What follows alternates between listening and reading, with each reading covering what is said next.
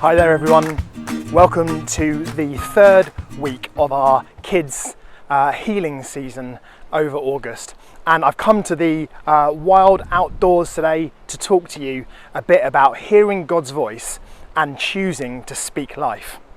Now, I don't know if you're anything like me, but I often struggle to feel connected to God, and the reason that I struggle is because I don't always know that I can hear God's voice. And it's really hard to have a relationship with someone if you can't hear their voice, you can't hear what they're saying.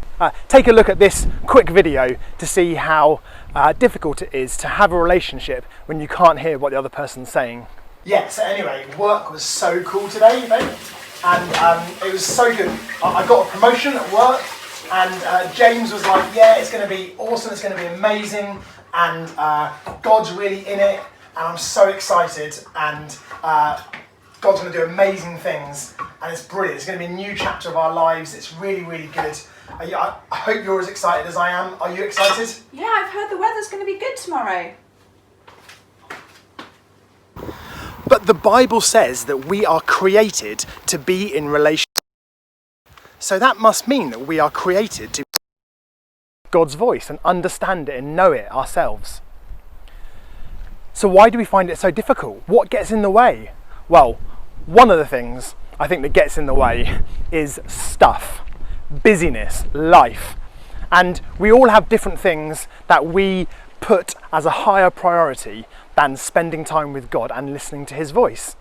There's a famous story in the Bible about two sisters, Mary and Martha, and Jesus turns up to their house, and the two sisters react very differently to Jesus being in their house. I wonder how you would react, whether you would be like Martha, who made herself really busy preparing food, making sure that the sofa was probably, the cushions were pumped, and you know, everything, the house was looking spick and span, or would you be like Mary, and actually you would just go and sit at the feet of Jesus and listen to everything that he had to say, because it would just be so beautiful to hear his voice like he's sitting right in front of you. It'd just be amazing.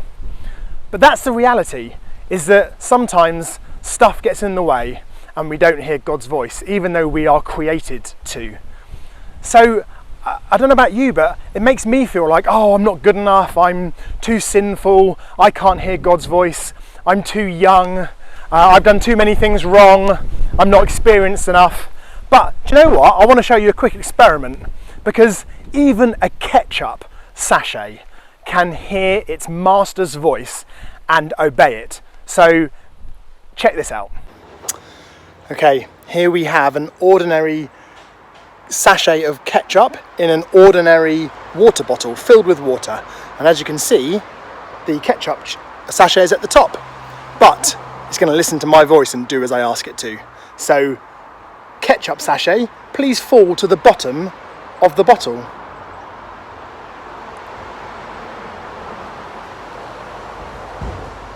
Wow.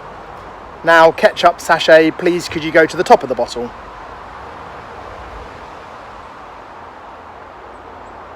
Now ketchup sachet, could you go halfway?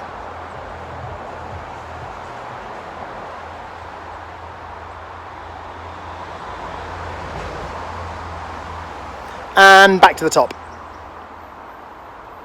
Ooh. So there you have it. Even a sachet of ketchup can respond and obey its master's voice. And how much more does God love us than a sachet of ketchup? Quite a lot. So why is it important to be able to hear God's voice? Well, God's voice has power. He used his voice to create the universe. Back in Genesis, God spoke and it happened. And we have the same power in our voice as well. Be like Mary, sit at his feet, get to know his voice. Don't be like Martha and put busyness and stuff ahead of getting to know God's voice. So the second half of this video, I want us to have a think about the power of our words and choosing to speak life into situations rather than death.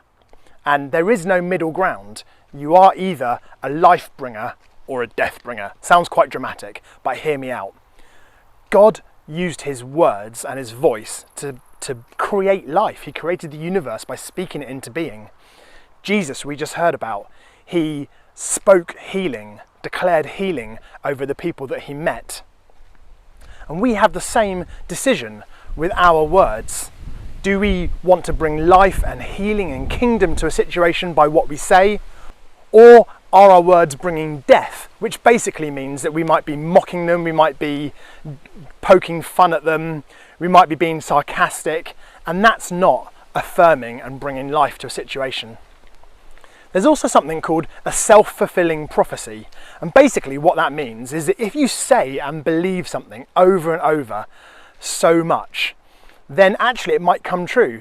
So if I just walked around declaring that I can't hear God's voice and I never will, and that's just what I believe, then actually there's a chance that God might not break through in that situation because I'm just not letting him. So I encourage you to be people who expect to hear God's voice every day and expect to be able to speak life into situations.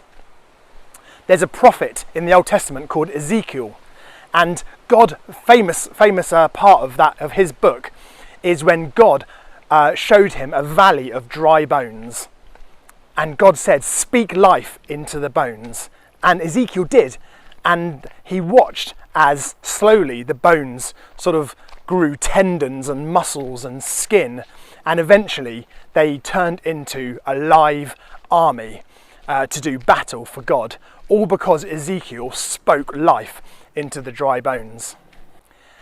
And I want to finish by just showing you an experiment quickly. I can't take the credit for this. This is all over YouTube. Maybe you've seen it, but it just shows the power of our words. And if we want to be world changers, if we want to see the 2033 vision happen in our neighborhoods, then we need to be people who speak life and healing into every situation. And the experiment is this. You can try this at home. Take some cooked rice and put it into 2 containers and mark one of them kind of with life, or like this person has, or with death on the other one. And then basically you just spend the next couple of weeks speaking, and it sounds a bit weird, but speaking really lovely words and affirming the box of rice that says life on it. You will be something one day. There's so much potential in you. Everyone loves you. One day you will be something big. And then separately, being really hateful and horrible to the box of rice that says hate on it. I hate you. You are disgusting. No one likes you. You're nasty. You'll never be anything. No one will ever love you. And then after a few days, hopefully you'll notice a difference like this person has. And you'll see that the rice that was being spoken to horribly has actually started to get really mouldy and has started to die. Whereas the rice that has been spoken to lovingly and affirmingly is alive. And that is a great example of how important our words are. So I just want to encourage you this week, guys, to think before you speak. Remember that we are life bringers. We have a responsibility to bring life, create life, and bring healing to all the situations we're in. And I can't wait to hear the amazing stories of the healings and the life that you've brought to situations when we finally meet up again in September or October. Have a great week, guys. See you next time.